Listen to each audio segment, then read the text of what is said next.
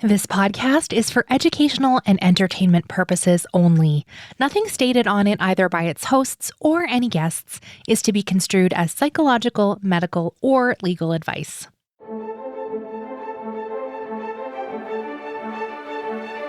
You are listening to Adoptees On, the podcast where adoptees discuss the adoption experience. I'm Haley Radke. Today's guest is Dr. Sandra Steingraber, a public health biologist and climate crisis expert. Sandra shares some of her personal story with us, and then the importance of knowing the interactions of both our biology and our adoptive environments on our health. As a gay woman who came out later in life, Sandra now helps facilitate a queer adoptee support group, and we talk about the intersections and conflicts she sees between the LGBTQ community and the adoptee rights community. We've talked before on the show about the upstream issues causing adoption to continue, but have you ever thought of how the climate crisis may be impacting family separation? Dr. Steingraber will explain. Before we get started, I wanted to personally invite you to join our Patreon adoptee community today over on adopteeson.com/community, which helps support you and also the show to support more adoptees around the world. We wrap up with some recommended resources, and as always, links to everything we'll be talking about today are on the website adopteeson.com. Let's listen in.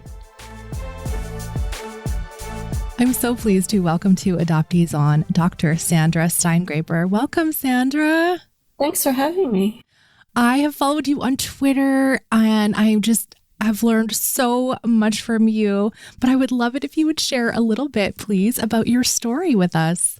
Well, sure. So my public story, I guess, is that I am a biologist, a Ph.D. biologist, and I work in the service of climate justice. So I work with a lot of frontline communities who are trying to stop oil and gas extraction. And I'm also an adoptee. And I think those two things are actually sort of related to each other. I became very interested in biology very early on because I think it stood in for me as my family tree. So I studied evolutionary biology, taught Darwin for many years, and I kind of take the whole tree of life and the whole world of creation as my relatives. And so looking at the way everything's connected in the ecological world and the harm that the oil and gas industry is doing to the stability of this giant family that lives here on Earth is a kind of acting out, I would say, in a good way. I've turned the trauma of adoption into an attempt to join with others in an attempt to hold together the integrity of life on the whole planet, for which I have a great deal of reverence. So that's how the two things are related. And then before my life as a biologist, I was adopted I was born in 1959, so I'm 63, so I'm a domestic baby scoop era adoptee. So in some ways, my story is typical. I was adopted out of a church-based agency called the Baby Fold in Central Illinois, and adopted into the Steingraber family. And that couple, my adoptive parents, were infertile and were members of the church that ran they called it the nursery when I came from it. But prior to calling it the nursery, it was called the orphanage. Starting in 1902, the Baby Fold ran an orphanage, about which I have more to say. So I came from this Methodist church-based orphanage into a Methodist family. The only thing kind of extraordinary, I guess, about my mother's infertility is that rather than, as I've heard from so many of my fellow adoptees, rather than it being a matter of shame for her, it was another kind of story, because the reason she was infertile was that she had become pregnant as a new bride and then suffered an ectopic pregnancy and nearly bled out and died on the operating table. So the fact that her life was saved, and then she lost her fertility, but her life was saved, was not the usual kind of shame that barren women of the 1950s experienced, I think. So in her whole very close knit, very Christian family, the story was that God saved Katie, and here she is, and I was the gift from God that she got, right? So it wasn't all about filling up this shameful place. It was about something sort of another kind of miracle. So with that, I was baptized into the Methodist Church and then spent many years in that church and went off to college at Illinois Wesleyan University, which is a Methodist college. So the sort of religiosity of my beginning story is kind of part of who I am too, although I left behind Methodism for a couple of reasons. One, I'm gay, and the Methodist Church does not yet believe in marriage equality and hasn't done that work that some of the other faith communities have done. And the Methodist Church, at the beginning of my life, of course, sealed away my identity, closed my records, denied me knowledge of my parentage, my ancestry, and so on. And so in two different ways, the Methodist Church has disrespected my identity, disrespected my heritage and my ancestry and my origin story. And now as a gay woman, I would not be able to marry in my own church, for example. And so I have some words about Methodism. And I think also what's a little bit unusual about my story is that just about the time that I began to shake off the fog of adoption and wonder who I was before I became the Steingraber's Methodist girl, that happened around age 18 or 19 when I went off to college. That part of my story is so typical of, I think, baby scoop era adoptees who, when they kind of leave their parents' house and get out from under the myth under which they were raised, they have other kinds of disrupting questions, right? So it so happened that the Methodist college that I went to was down the street from the Methodist adoption agency where I had come from. So I could just sort of walk there or ride my bike there and sit down across the table and just say, so tell me who I am, right? I want my records, to the social worker who sat across the table. However, my story has a twist to it. So I did make that visit. And of course I was told what most of us adoptees are told. It was explained to me that records were sealed, that I could not have identifying information. And even though the person who sat across the desk held a whole file folder of who, that I could have just snatched and ran out with, right? That I was just going to be given some non-identifying information. And in so doing, I was actually able to turn the non-identifying information into identifying information because I correctly guessed from details I was given that they must have been college students at another university, University of Illinois in Champaign, at the time of my birth. So I was actually able to go there and just using the research skills I had as a young biologist, kind of sleuth it out. And there weren't so many privacy laws then, so I got some help from the alumni administration. I had a kind of pretend story about why I needed to get a hold of these two folks. And it turns out that my birth parents had married each other a couple weeks after my birth. So finding one meant I could find the other. So then by the end of the summer, I spent a whole summer doing that, summer of 1979, went back to the agency and said, okay, I think this is who they are. Can you confirm or deny? And they were shocked that I had been able to do that. That was not their intent. They were very displeased. But suddenly the plot really changed, which is that a couple weeks later, I myself started to bleed out in the middle of the night. I was not pregnant. I wasn't having an ectopic pregnancy. I had cancer. So I ended up going to the ER. Suddenly I was a cancer patient and I was diagnosed with a rare cancer, rare for a 20-year-old bladder cancer. It's usually a disease of old men. And my diagnosing physician had lots of questions for me, both about my possible environmental exposures to toxic chemicals, but also about what kind of things ran in my family. So suddenly everything I had been leading up to doing that summer, which was to write a letter to my birth family and ask them if they'd like to connect with me and that I wanted also medical information. Suddenly that took on an urgency I had not expected at all.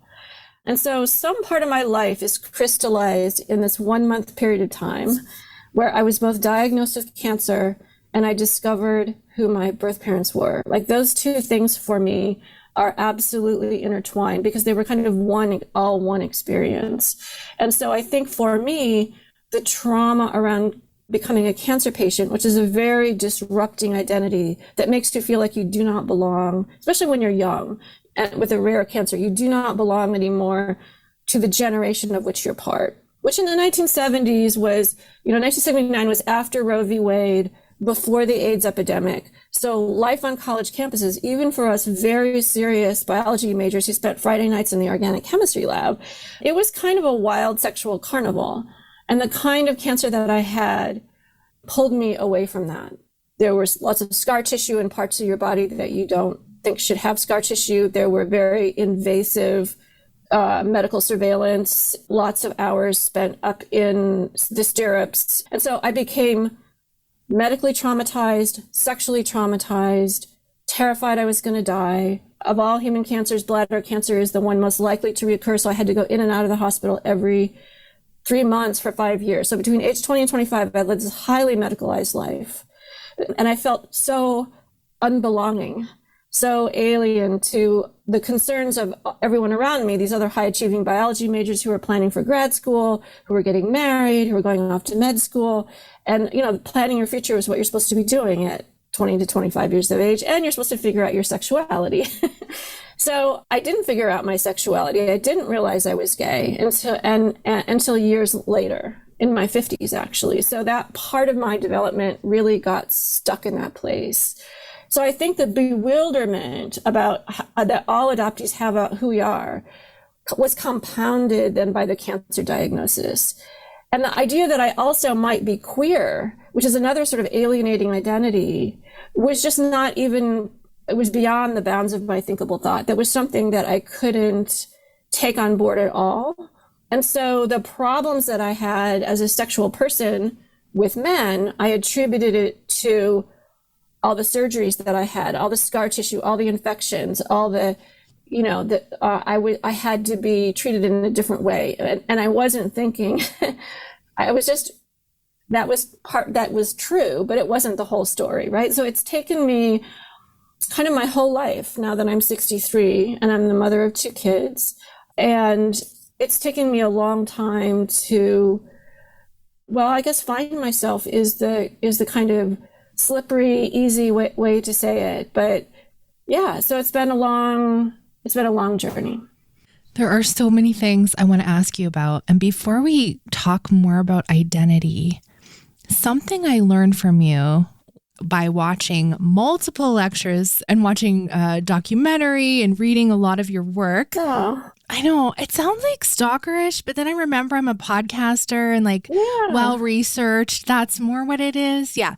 So, but one thing I really wanted to mention, because honestly, this was the first time it had ever occurred to me. All adoptee rights advocates talk about this, access to our medical history. And we really want to know. We go into the doctor's office and we say, we don't know. I don't know what runs in my family. I don't know.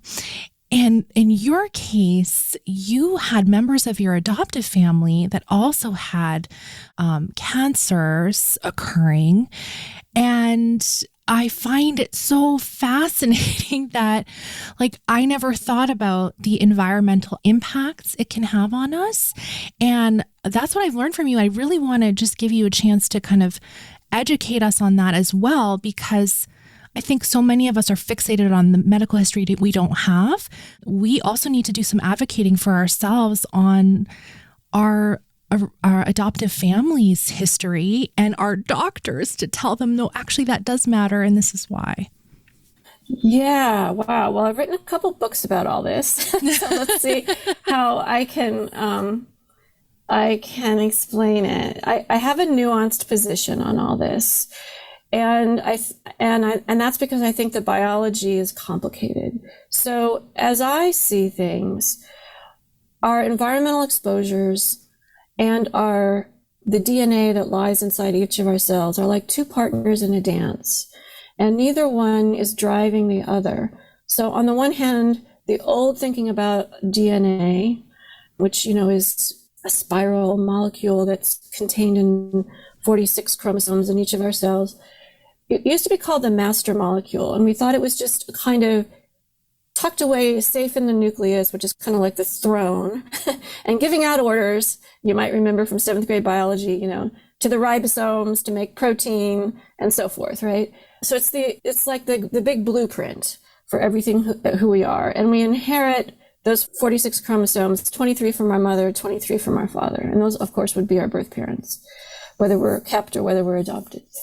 Well, it turns out that the new biology in the last 30 or so years shows that rather than being the mastermind, our 46 chromosomes are more like keys of the piano, and the environment is the pianist. So there are messages coming to you through the environment. Let's say your exposure to sunlight, it affects a hormone called melatonin, and that production of melatonin goes into your cells and alters how the genes are turned on and off, right? And so if there's a toxic chemical like a pesticide, or what I'm studying now are chemicals that come out of gas stoves, actually. I'm part of the whole group of scientists who are looking at how harmful gas stoves are to our environment. There are chemical carcinogens like benzene and formaldehyde that we inhale because they come off of our stoves as combustion byproducts, and that can damage our genes in certain ways that begin the process of tumor formation. So most of the mutations, or what we call epigenetic alterations that happen to our genes, for the sake of the story of cancer, most of those errors, genetic errors, don't come from the genes we've inherited. They come from injuries to our genes that happen during our lifespans.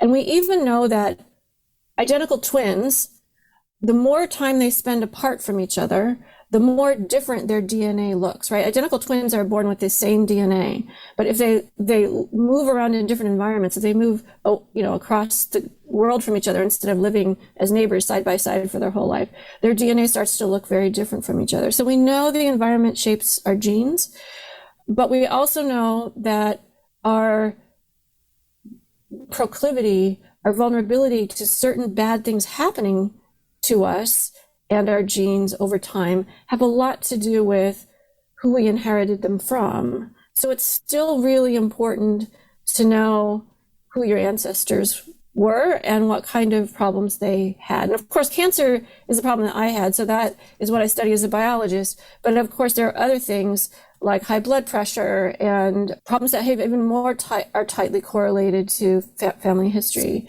So it turns out that I went on to, in my 30s, have colon lesions, and happily, because I'm under such tight medical surveillance, things were caught early, but I was certainly on my way to colon cancer. And I have continued to need colonoscopies way more often than most people.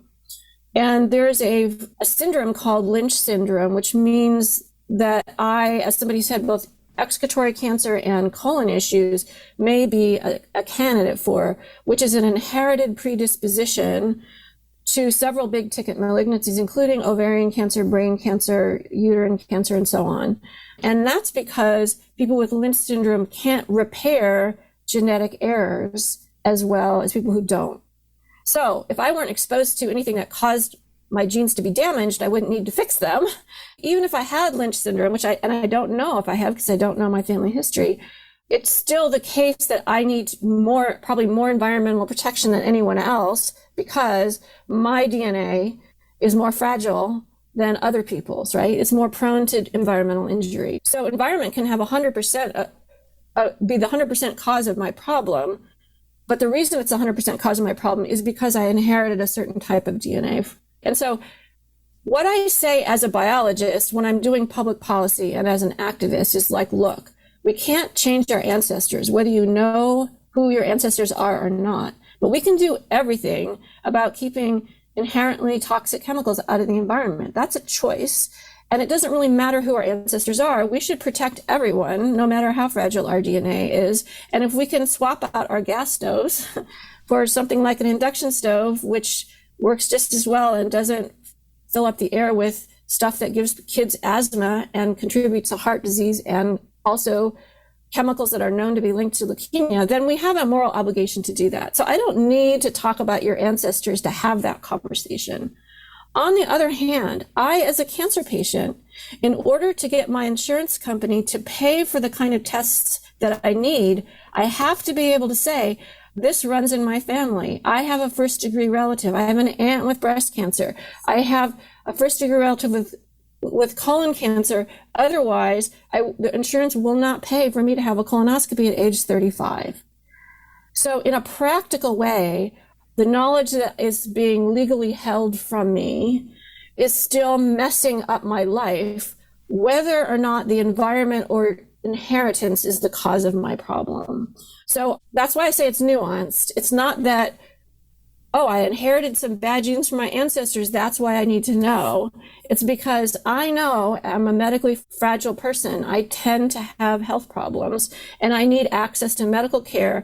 But the way our medical system is set up, it over-determines the role of family history and under-determines the role of the environment. So I need to know who my parents are so I can get access to the health care I need. Nobody asks you on the intake forms, did you grow up next to a dioxin emitting trash incinerator, even though that's just as important in the story of cancer as, hey, did your mother have breast cancer? But they don't ask that. They ask all about genetics because there's money to be made by giving you genetic tests. There's no money to be made by cleaning up and closing down the trash incinerator. So I'm focused on the trash incinerator as a biologist because I want to save people's lives and I want the world not to be this toxic place. So in a way, as a biologist, I'm operating on how important the environment is in shaping who we are. But I'm still very much an adoptee who believes very strongly in the human right for all of us adoptees to have the story of our ancestry. Thank you. I think that's so important to know. Long answer. No. It's wonderful. And I know you've written much on the subject. So we will link to all the things in the show notes so people can learn more from you about that if they're like, oh, wait, what? Okay, I want to talk about how you are an advocate online and you talk a lot about climate change and you're teaching folks on Twitter. And then you also, as you said, more recently came out as gay. And so you're a member of the LGBTQ community. And in recent years, this has become a very strange place to navigate as adopted people who are calling for adoption reform or the abolishment of adoption. And I was just having a conversation with my friend, Sullivan Summer. She's been a guest on the show before. And we went into this whole thing about, is there a right to bear a child or not to bear a child, and a right to raise a child, and then deciding who can exercise these rights, right? So this is like this really complicated conversation, especially in the present moment. And you've shared before about having an abortion and talking about that online as well, publicly. So yeah. What are your thoughts on that as a member of a community that may not be able to have a child the heteronormative way, husband, wife, or just man, woman kind of thing, and are looking to family build through either adoption or other reproductive technologies? This is a challenge because you hold these both hats. It's a really fraught, it's a very vexing and fraught issue, right? And it cuts a number of different ways. And I have to say that I am happy that I made the decision kind of early on to show all my colors on Twitter. So I haven't branded myself. I mean, I was one of the leaders in the anti-fracking movement here in New York as a public health biologist. And so I started my Twitter feed to serve that community to help us understand oil and gas extraction. And then I came out as gay on Twitter.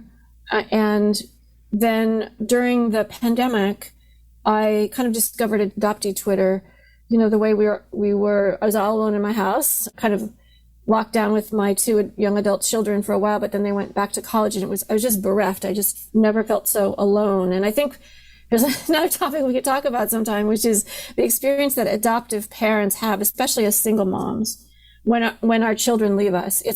It reiterates the loss that we felt as adoptees, I think that kind of a feeling of abandonment was just hugely triggered. And I was able to recognize, I'm really feeling that lost adoptee part of myself with the only two people who I've ever met who are related to me are my own two children. And now they're out in the world and not in my home in a time of the plague, right? So I'm just terrified, I'm bereft. So I turned to the adoptee community for some fellowship and support, and I hadn't dipped into it for a while. I've moved in and out of adoption activism.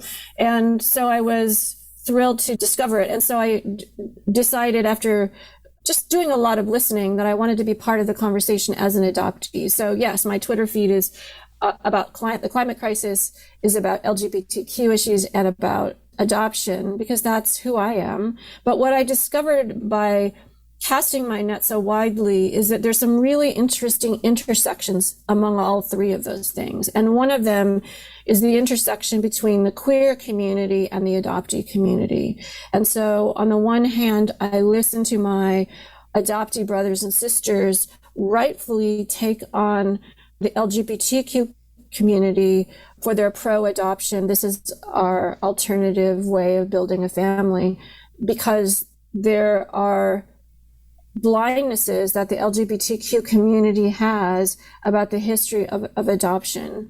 And some of that is willful blindness, I think, wanting to believe that there are actual orphans in orphanages and that they can rescue them. And so there's a conversation that needs to be had with the queer community around the history of adoption.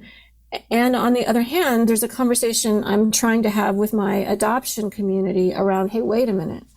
There's a way to talk to the gay community that's different than what you're doing. I mean, you need to understand the history of the LGBTQ community too. And one of that very painful pieces of history is that we lost our children, our biological children were adopted out from us because we were queer. We lost custody of them as lesbian women, as gay men.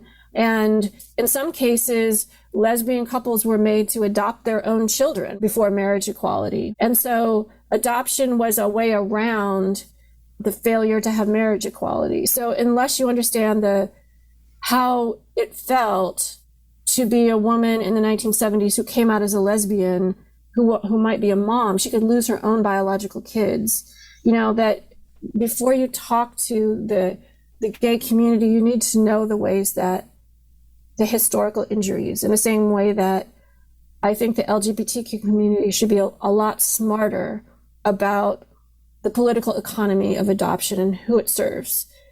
I mean, my adoption agency just got a big award from the pro-life Republicans in Congress. So they're no friend to the gay community. So when you go to these adoption agencies and demand equal treatment, the same as heterosexual couples, you are supporting a whole institution that is not supporting you and is taking away reproductive justice rights, is profoundly racist, and it engages in deception and coercive practices. So I feel like both adoptees and LGBT communities have gone through this experience of being otherized, and in some cases, literally thrown out of our families. Like, all of us as adoptees were dissevered from our families, but some of us were severed a second time when we came out to our adoptee families. My own partner, Diane D'Angelo, has such a story. She was disowned by her adoptive family by coming out as gay. So we've been severed twice over. And so there's a way that I feel like there's a solidarity and a commonality that the sort of LGBTQ queer community could have with the adopted community, in the way we're like on the island of misfit toys. We're despised, like we're poor little things, but if we stand up and ask for our rights, we're seen as, for the gay community, we're flaunting it. For the adopted community, we're showing up on doorsteps. We're tracking down. We're predatory, right? And the predatory gay male, the predatory adoptee. There's some trope here that we could make a powerful coalition. We could be really affiliated. So I feel like the messengers between the LGBTQ community and the adoptee community need to be gay adoptees who are talking back and forth, because as long as we're talking to each other as if we were each straight non-adoptees, we're just going to keep triggering people. We're just going to keep riding roughshod over the ways our human rights have been violated. And there's a respectful way that this very difficult conversation can happen. And I'm very interested in it. You have this really amazing thread from December of 2021 where you go through all of these multiple points and you're asking folks to join along and become allies and educating. And I just find it so amazing the activism you can do on Twitter in conversation. And you've managed to balance this line of saying it how it is and not pandering, and also being, a little feisty and calling people out sometimes when they need to be. But I said to you before we started recording, I go on Twitter, but I lurk because I don't have the capacity to engage. But how have you seen, real connections? Have their opinions changed based on what you've shared? One-on-one, yeah. And I pretty much believe in my ability or the ability of other queer adoptees. And I should say here that I belong to a queer adoptee community, and we have Zoom calls, kind of peer support Zoom calls, where we explore these very issues every Tuesday. So if anyone wants to DM me on Twitter and learn more, they certainly can. And so what I've learned from the conversations I've had, but also my fellow queer adoptees, is that one-on-one, we've changed hearts and minds in both directions, right? Adoptees talking to LGBTQ folks, and then as gay people talking to adoptees. I think one of the things that I see the adoptee movement as a community suffering from is just a lack of political power. And I was deeply involved in the early 90s, and that was when Bastard Nation was kind of ascendant. That's when I first met Janine Baer, who is a lesbian adoptee who really started this conversation and had a newsletter in the 80s and 90s, I think, where it was really a two-way conversation between lesbians thinking they wanted to adopt, and Janine, in her very evidence-based but gentle way, revealing things that they might not have thought about, but also talking to adoptees about queer issues and how complicated that our lives are as queer adoptees. So I met her and was introduced to her work. At the time, I think it was her master's thesis that became this book, Growing in the Dark, about sealed records.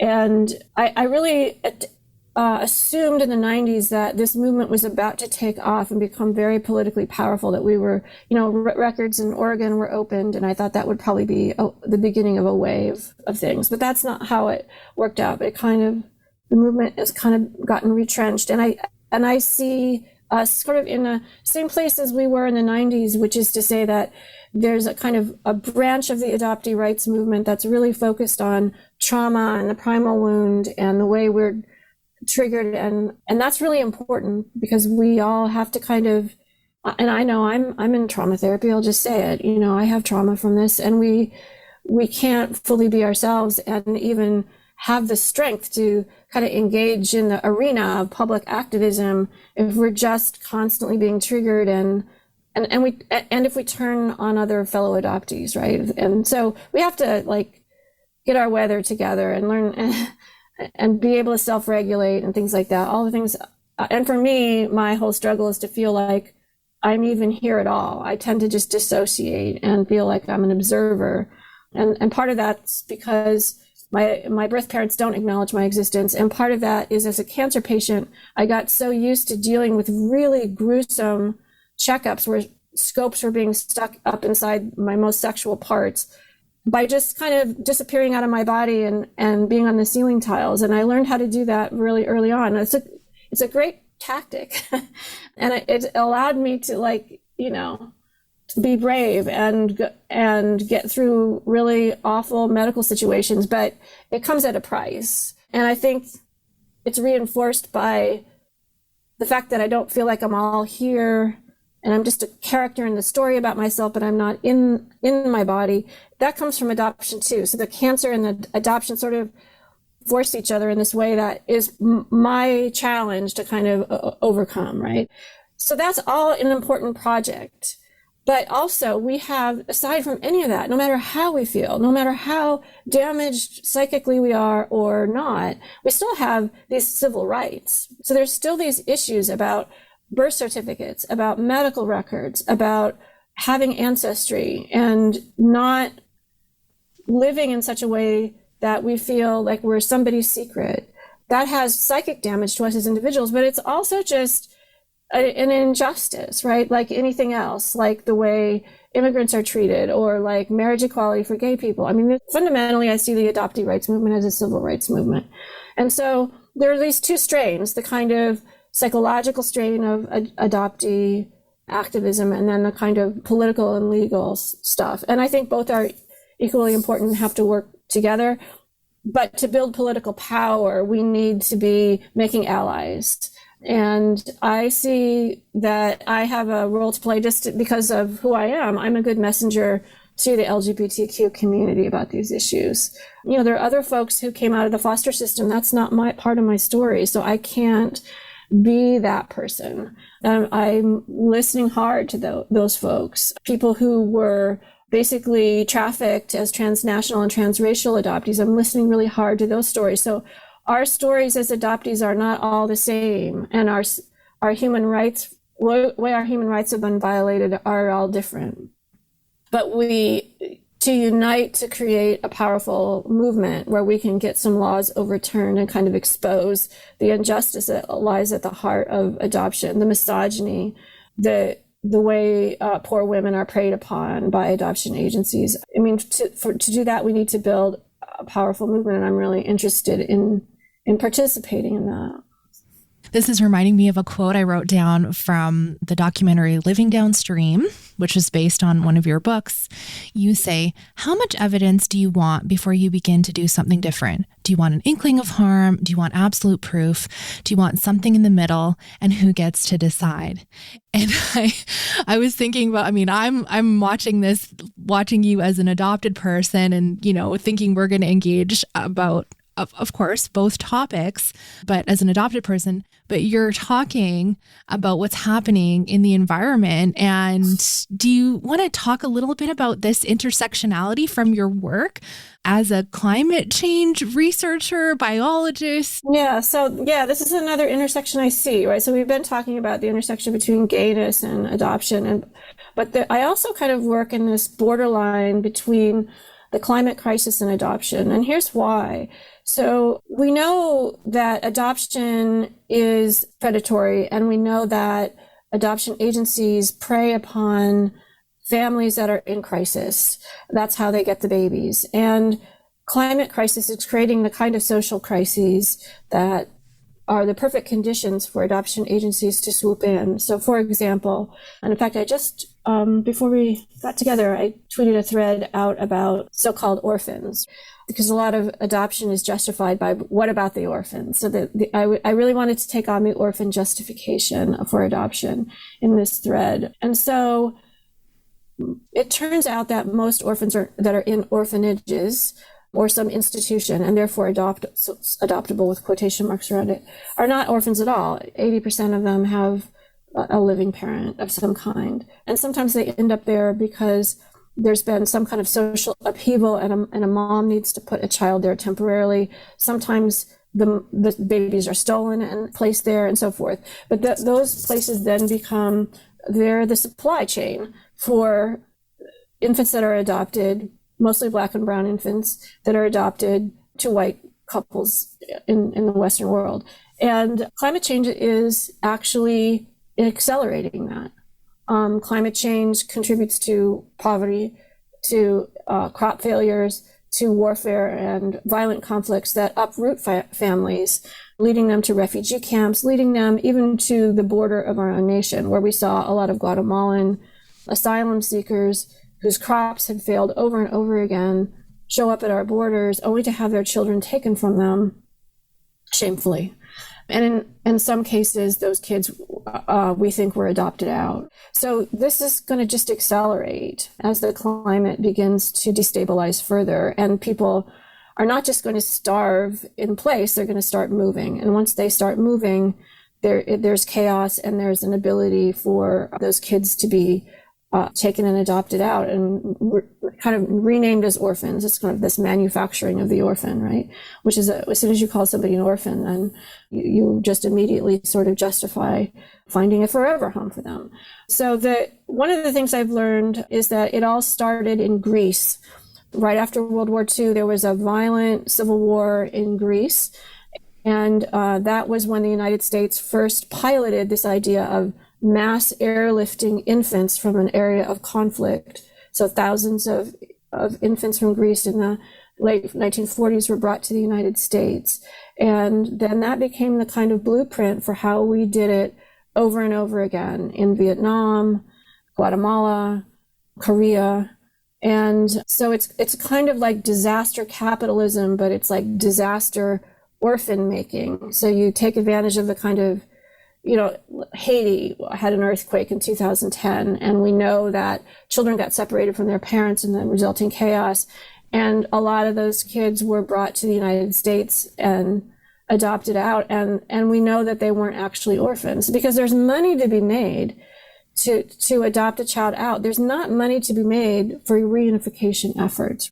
And so I am seeing and monitoring, as a climate scientist, all the kinds of places in the world where the agricultural conditions, or even right now what's happening in the oceans, is beginning to crash. We're acidifying the oceans, meaning that there's not as many zooplankton, which means there's no little fish, which means there's no big fish. So all of a sudden, communities that are maritime communities are being fished out, and fishing communities that used to be sustainable are no longer. So those people are on the move. Rising sea levels, paying attention to what's happening to indigenous communities around the world who live in polar areas, for example. And so anytime communities are disrupted and they're displaced and they're desperate, there are the possibility for kids to get sucked into the adoption system. So I feel like I'm a climate scientist who is an adoptee. I know firsthand the trauma of adoption and the injustice of it, and I want to shine a spotlight on that. Thank you for your work. I want to do our recommended resources, and I really encourage folks to follow you on Twitter. I am going to share this essay that you wrote for Terrain. Always knew I was adopted, just found out I'm gay, which is so good. It's my pinned tweet, so anyone can just go to my Twitter feed and find it. But Perfect.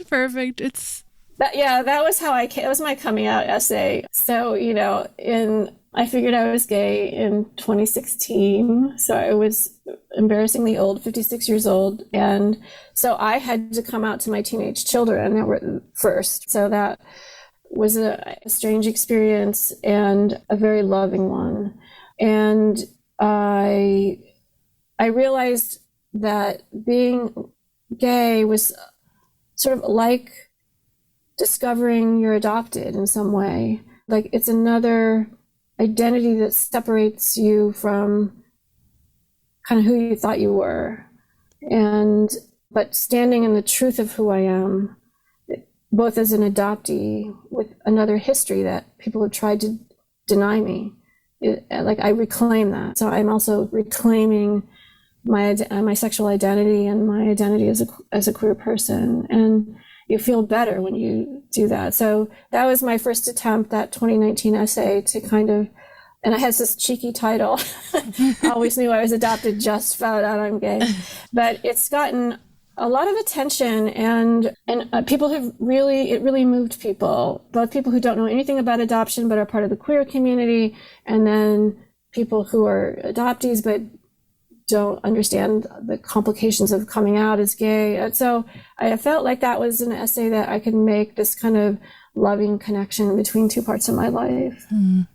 Well, it's so beautifully written. And I mentioned before that I watched a few different lectures you gave that are all available on YouTube. And you read poetry at the end. It's just so moving. You're just such an amazing, amazing writer. So we'll make sure to link all your books as well. And I'm just thankful for your work. I learned so much yesterday. I was telling my sons, I have a grade 3 and grade 5 sons right now. That's I was going to say their ages, and then I went with grades. I don't know. Anyway, I was telling them at supper, I was like, oh my gosh, tomorrow I get to interview this really amazing scientist. And I was telling them a couple of the things I learned in one of the documentaries I watched, and their eyes were like big. And I was like, wow, do you have any questions for Dr. Steingraber? And they're like, no. I'm like, okay. That's great. That's great. Good anecdote. Anyway, I said, no problem. I have all the questions for her. What did you want to recommend to us today? Well, I understand that you have recommended this before, so I might let you do the whole bigger adoptee reads thing and tell people what that is. But there's a book that I mentioned early on that I just want to put another asterisk next to, which is Janine Bear's good book, Growing in the Dark. So Janine is a queer adoptee who is also an amazing researcher and historian. So it was part of her research. She's lifelong Californian as well, to understand why in 1935 the state of California sealed its records. I mean, it seemed like a little bit of a mystery, right? Because it's a kind of a progressive state, and yet very conservative, and continues to be, with this absolute secrecy around adoption records, and uncovered using all kinds of primary documents that are not, like, she had to really dig around to uncover exactly what happened. And of course, Georgia Tan will be a name known to a lot of adoptees, plays an outsized role in that story. The need to create secrecy for certain celebrity adoptive parents, and the ways in which secrecy allowed stolen babies, allowed all kinds of corruption and coercion to go on. She really traces that whole story back. And I think even though it's specific to California, I go back to that book all the time because it really explains a lot about, because the way that happened in California then was sort of replicated all over. So I think it helps us really understand how we came to this bizarre place. And I think Tony Carcentino, who's another adoptee who I follow really closely, talks about the absurdity of adoption. And he means it as a kind of existential absurdity. But, you know, it's also the illegality, the absurdity in this day and age where we can all have our DNA revealed to us through commercial testing, that this kind of 19th century cloak and dagger secrecy still prevails. So I feel like that Janine's book, Growing in the Dark, does the best of any book I've seen at kind of explicating how that came to be. Wonderful. I can't wait to check that out. I know I follow her, but I have not read the book because some of the backlist titles are a little harder to find around here. Anyway, you mentioned Adoptee Reading, which is this really great website run by Karen Pickell. And she has curated, I think it's got to be hundreds and hundreds of adoptee authored works. So we will link to that as well, so folks can find those books on Karen's site. And yeah, thank you. You're very welcome. Where's the best place for us to connect with you online? Twitter works. So my first initial and last name, S. Steingraber 1.